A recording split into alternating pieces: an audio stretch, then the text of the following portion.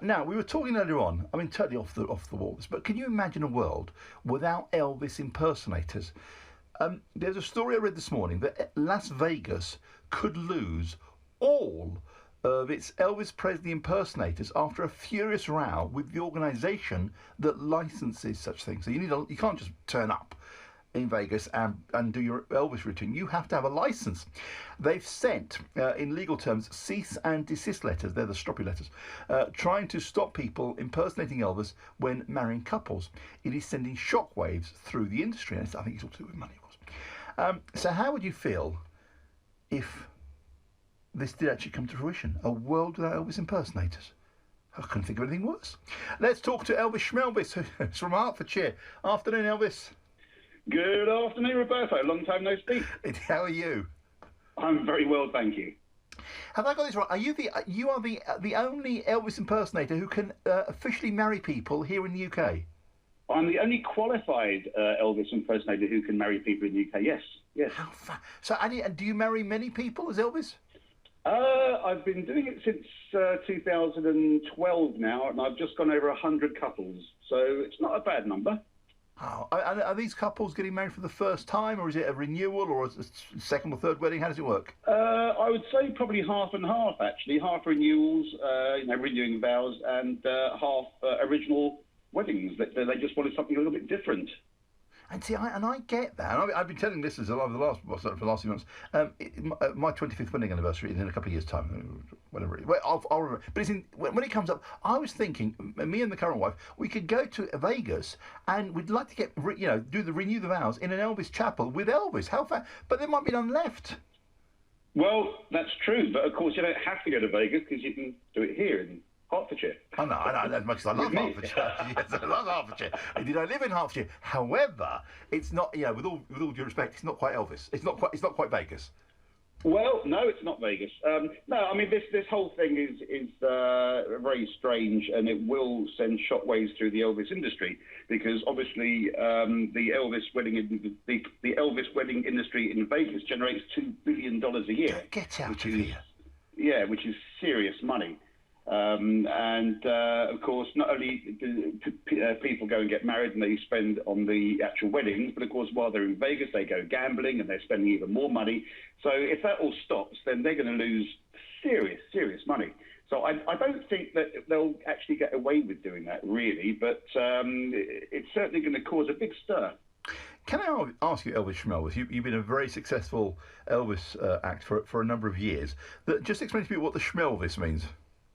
Well, I wanted a name that people wouldn't forget, and someone said about Elvis Shmelvis. I thought, well, that sounds funny, I basically started out as kind of a joke act, and I thought that would be a funny act, and I didn't get much work as a joke Elvis, and I started doing my serious Elvis shows, and I got well known as quite a good Elvis, and I thought I'd better change my name, and everyone said, no, you can't change your name. Everyone knows Elvis Shmelvis now, so it's a proper Elvis act, and the name has remained. So that's it, really. There's nothing else. The thing is, you can't make fun of Elvis. All you guys who work in this industry, you're just fantastic. It's just. It's hard to explain to some people why the magic lives on, but it lives on through people like you, because we can go to a show, an event, a birthday party, a wedding, and you guys do your stuff, and it's just for a short while, it just takes all the worry away. It does. I mean, I've thoroughly enjoyed it.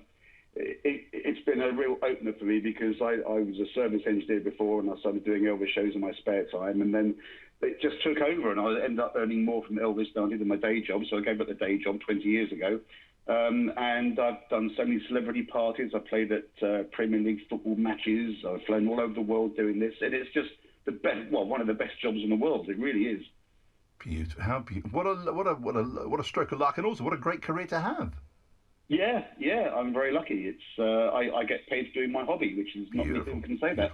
Well, there's a new Elvis film, Baz Luhrmann film, that's going to come out, and I think it's in the next week or so. I'll probably get this comment, yes. And that's going to kickstart the interest all over again. I mean, I came into Elvis very, very late in life, but the guy was just magical. I mean, just brilliant. He was absolutely amazing. I mean, all the men wanted to be here and all the women wanted to be with him. It was just one of those guys that everyone admired. Well, what does it take, Elvis Shmelvis, to be an Elvis impersonator?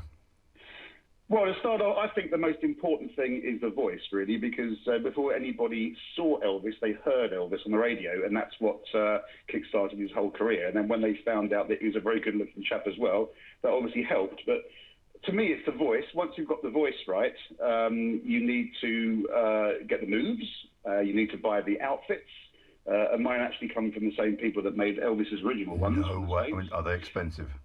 Between $3,000 and $5,000 a set. Get out of here! But they're good, though. I mean, it's all. Oh, they are the real thing. But then, of course, once you can sing and you can do the moves and you wear the right thing and you look right, you're no good doing it unless you can actually entertain people. People that just stand on stage and do all the correct moves and do the voice, they're not actually entertaining, they're just copying Elvis.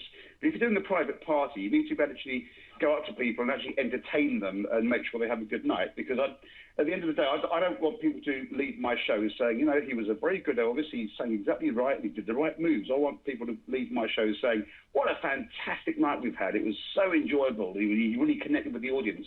So you've got to be kind of a born entertainer as well to really pull it off well. Because you've got to reflect the personality and the character of the king. I mean, you can sing a song on stage, but you've got to try and give people a little bit of that magic. Exactly, but also if you can inject a bit of your own personality into it as well, obviously that then helps, because at the end of the day, if you're doing a stage show as Elvis, you can be Elvis. But if you're doing a private party when people are constantly around you, you can't just be Elvis the whole time. You've got to kind of be yourself as well. So it's you've got to get the balance just right, I think.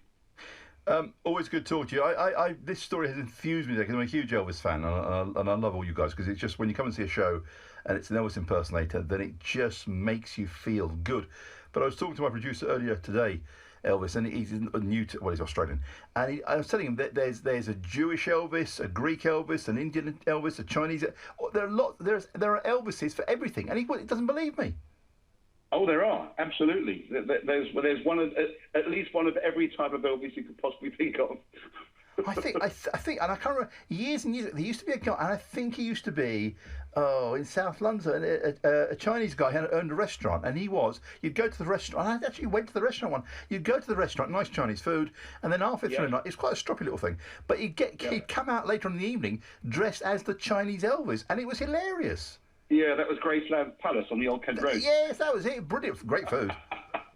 I think he used to sing Walk and Roll, yeah. You have a magnificent long bank holiday weekend, Elvis Shmelvis. Good luck to you. Keep Thank you very much. Good work. Elvis Shmelvis from that was it, Graceland Palace.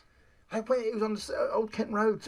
You'd go there, and you have a nice Chinese food, great restaurant, Chinese food, you can't go wrong, Chinese meal, and then the stroppy little owner, he's a little guy, and really angry all the time. But halfway through the night, he'd go to the back, he'd come out as like a little Chinese Elvis and do the moves and the songs. He was hilarious.